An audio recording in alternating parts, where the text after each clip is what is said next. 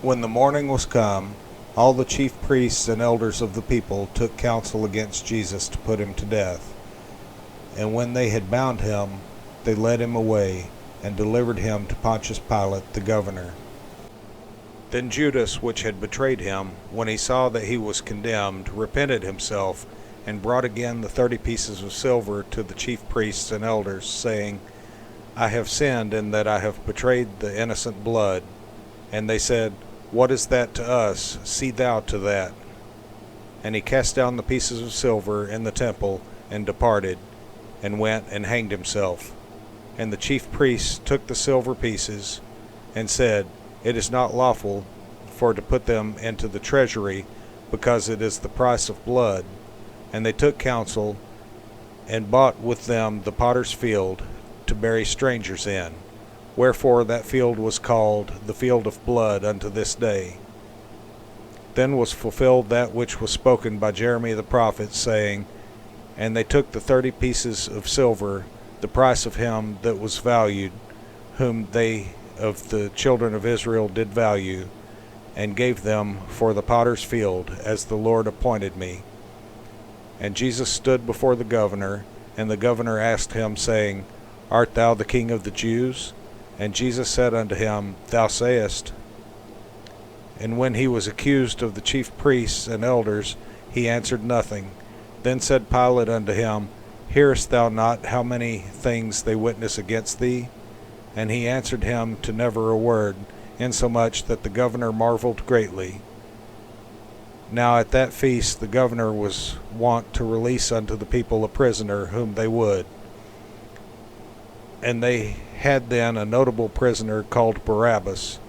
Therefore, when they were gathered together, Pilate said unto them, Whom will ye that I release unto you, Barabbas or Jesus, which is called Christ?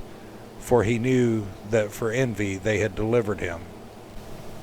When he was set down on the judgment seat, his wife sent unto him, saying, Have thou nothing to do with that just man, for I have suffered many things this day in a dream because of him. But the chief priests and elders persuaded the multitude that they should ask Barabbas, and destroy Jesus.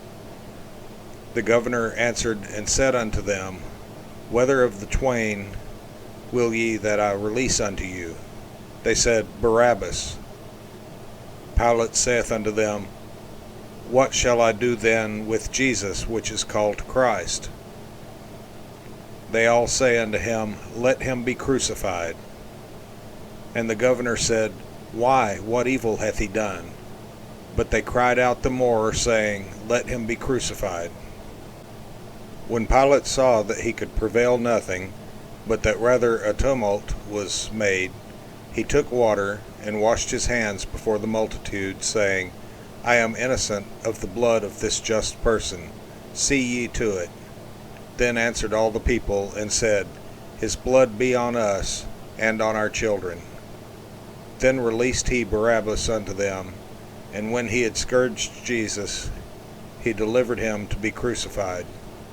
Then the soldiers of the governor took Jesus into the common hall, and gathered unto him the whole band of soldiers. And they stripped him, and put on him a scarlet robe. And when they had platted a crown of thorns, they put it upon his head, and a reed in his right hand. And they bowed the knee before him, and mocked him, saying, Hail, King of the Jews! And they spit upon him, and took the reed, and smote him on the head.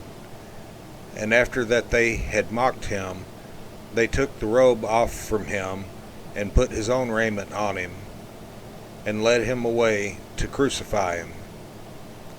And as they came out, they found a man of Cyrene, Simon by name. Him they compelled to bear his cross. And when they were come unto a place called Golgotha, that is to say, a place of a skull, they gave him vinegar to drink mingled with gall. And when he had tasted thereof, he would not drink. And they crucified him, and parted his garments, casting lots, that it might be fulfilled which was spoken by the prophet, They parted my garments among them, and upon my vesture did they cast lots. And sitting down, they watched him there, and set up over his head his accusation written, "This is Jesus, the King of the Jews." Then were there two thieves crucified with him, one on the right hand, and another on the left. And they that passed by reviled him, wagging their heads, and saying, "Thou that destroyest the temple, and buildest it in 3 days, save thyself. If thou be the Son of God, come down from the cross."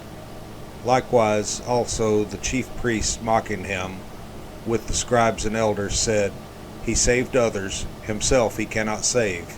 If he be the King of Israel, let him now come down from the cross, and we will believe him. He trusted in God, let him deliver him now, if he will have him. For he said, I am the Son of God."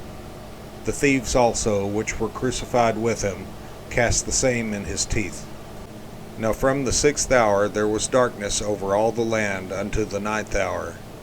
And about the 9th hour Jesus cried with a loud voice, saying, Eli, Eli, lama sabachthani?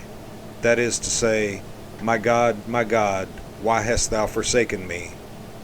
Some of them that stood there, when they heard that, said, This man calleth for Elias.